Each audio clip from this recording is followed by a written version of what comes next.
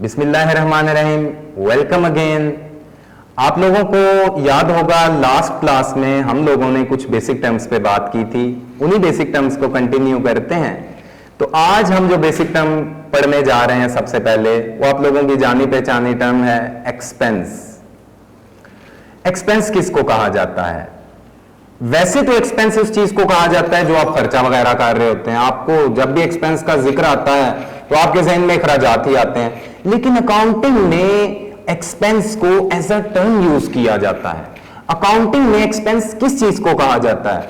Accounting में expense उस चीज को कहा जाता है कि जिस चीज से आपने फायदा उठा लिया। मिसाल के तौर पे आप लोगों ने एक प्रोडक्ट ली, उस प्रोडक्ट को यूज किया। प्रोडक्ट की बात नहीं करते, घर की बात कर लेते हैं। आपने घर रेंट पे लिया और उस घर का रेंट 30 दिन के बाद ड्यू हो गया। चाहे आपने वो रेंट के पैसे दिए या नहीं दिए, 30 दिन के बाद जब आपका ड्यू हो गया, जब आपने उस चीज से फायदा उठा लिया, उस घर से बेनिफिट उस घर का यूज कर लिया, वो आपका एक्सपेंस बन गया। अकाउंटिंग और उस चीज को एक्सपेंस कहती है जिस चीज से आपने बेनिफिट उठा लिया होता है।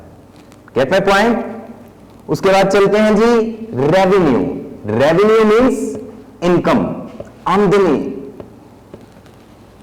हर वो चीज एक बिजनेस के लिए कि जो उसके कस्टमर्स की तरफ से एक बिजनेस को आ रही होती है, वो अमाउंट जो उसके कस्टमर की तरफ से बिजनेस को आ रही होती है, सादा लफ्जों में तो उसको हम क्या कहते हैं? Income, revenue. लेकिन अकाउंटिंग में थोड़ा सा अगर डेप्थ में जाएं हम, तो अकाउंटिंग में इनकम या रेवेन्यू इसको भी एज अ टर्म पढ़ाया जाता है। इस टर्म का मतलब क्या है? अकाउंटिंग में रेवेन्यू का मतलब क्या है? जो भी चीज आपने अर्न कर ली वो आपका रेवेन्यू है। चाहे उसके पैसे आपको मिले या नहीं मिले, रेवेन्यू बन गया आपका। मिसाल के तौर पे एक टीचर ने अपनी क्लास को लेक्चर दिया, जब वो लेक्चर कंप्लीट कर चुका तो उस लेक्चर के पैसे स्टूडेंट्स ने दिए या नहीं दिए, लेकिन पैसे तो उसने अर्न कर लिए ना, सर्विस तो प्रोवाइड कर दी, पैसे तो अर्न कर लिए। चाहे स्टूडेंट्स की तरफ से उसको पैसे मिले या नहीं मिले, वो उसका रेवेन्यू बन जाएगा। तो रेवेन्यू से क्या मुराद है? आमदनी, इनकम। और इनकम अकाउंटिंग में क्या होती है? जो चीज आप अर्न कर लेते हैं। उसके बाद चलते हैं जी स्टॉक पे। अक्सर आपने सुना है कि मार्केट में नया स्टॉक आ गया, इधर स्टॉक पड़ा हुआ है, उधर स्टॉक पड़ा हुआ है। अगेन अकाउंटिंग में स्टॉक हर चीज को नहीं कहा जाता। स्टॉक किस चीज को कहा जाता है? एज अ टर्म यूज हुआ है ये स्टॉक का वर्ड। अकाउंटिंग में स्टॉक उस चीज को कहा जाता है जो अनसोल्ड रह जाए। आपकी वो सेलेबल गुड्स जो सेल नहीं हुई और अनसोल्ड रह गई हैं, उसको अकाउंटिंग स्टॉक के नाम से जानती है। उसके बाद चलते हैं जी गुड्स या मर्चेंडाइज। आपको पहले भी डिस्कस कर चुका हूं, इस पे ज्यादा टाइम वेस्ट नहीं करेंगे। गुड्स या मर्चेंडाइज से मुराद क्या है? कोई भी प्रोडक्ट, कोई भी चीज, कोई भी कमोडिटी जो आप अपने बिजनेस में लेके आ रहे होते हैं परचेज करके फॉर रीसेल पर्पस। हर वो चीज जिसको आप दोबारा सेल करने के लिए अपने बिजनेस में लाते हैं, वो गुड्स या मर्चेंडाइज के नाम से जानी जाती है। उसके बाद जी हम एक बहुत अहम कॉन्सेप्ट पे बात करने लगे हैं, सेपरेट एंटिटी सिस्टम। बार बार ये वर्ड आप सुनेंगे अकाउंटिंग में। Accounting is a separate entity system, book keeping is a separate entity किसको कहते हैं? अकाउंटिंग में बिजनेस, जो एक इक्विटी हमारे पास यूज हो रही है बिजनेस की, और एक है उस बिजनेस का ऑनर, ये दोनों सेपरेटली ट्रीट किए जाते हैं। मिसाल के तौर पे कोको कोला एक बहुत मारूफ ब्रांड है, आपने सुनी है, बहुत फेमिलियर ब्रांड है कोक। खुदा ना खास्ता, अल्लाह ना करे ऐसा कभी हुआ नहीं है, जस्ट एक एग्जांपल आपको समझाने के लिए। कोक पीने से कोई बंदा बीमार हो गया या कोई बंदा मर गया, तो होना क्या चाहिए? कोक के जितने भी मालिकान हैं उन सबको सजा होनी चाहिए, केस उन सबके अगेंस्ट फाइल होना चाहिए।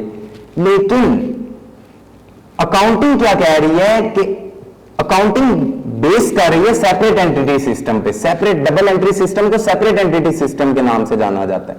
सेपरेट एंटिटी सिस्टम पे बेस कर रही है, सेपरेट एंटिटी कॉन्सेप्ट पे बेस कर रही है। इसका क्या मतलब है कि जब कोक पीने से कोई बंदा बीमार हुआ है, कोई बंदा मर गया है ये प्रोडक्ट यूज करने से, उस प्रोडक्ट के मालिक को कुछ नहीं कहा जाएगा, उस प्रोडक्ट के मालिक पे केस नहीं होगा, उस प्रोडक्ट पे केस होगा, उस प्रोडक्ट के नाम से केस फाइल होगा, कोर्ट बंद हो जाएगी, कोर्ट सील हो जाएगी। इस कॉन्सेप्ट को कहा जाता है सेपरेट एंटिटी कॉन्सेप्ट। मतलब क्या है आसान लफ्जों में, owner deals separately from its business, कि बिजनेस का जो मालिक है वो बिजनेस से अलग डील किया जाता है। ठीक है जी। उसके बाद जी dual aspect concept, dual double को कहते हैं double entry concept. Aahista Aahista ये बेसिक टर्म्स पढ़ते पढ़ते वो आपको मेन क्रक्स की तरफ ला रहा है। डबल एंट्री सिस्टम, अकाउंटिंग को कहां ही डबल एंट्री सिस्टम जाता है। डबल एंट्री से क्या मुराद है, आप आगे डेबिट और क्रेडिट पढ़ेंगे, बहुत से लोग डरते हैं डेबिट एंड क्रेडिट से, लेकिन इंशाल्लाह हम जब आपको समझाएंगे तो आपको पूरी जिंदगी डेबिट एंड क्रेडिट में प्रॉब्लम नहीं होगा। फिर वक्त इतना समझेंगे डबल एंट्री सिस्टम क्या है। Double entry system dual aspect concept, उस कॉन्सेप्ट को कहा जाता है कि जिसके accordingly for every debit it must be an equal credit, हर डेबिट के साथ उसी अमाउंट का क्रेडिट होना मस्ट होता है।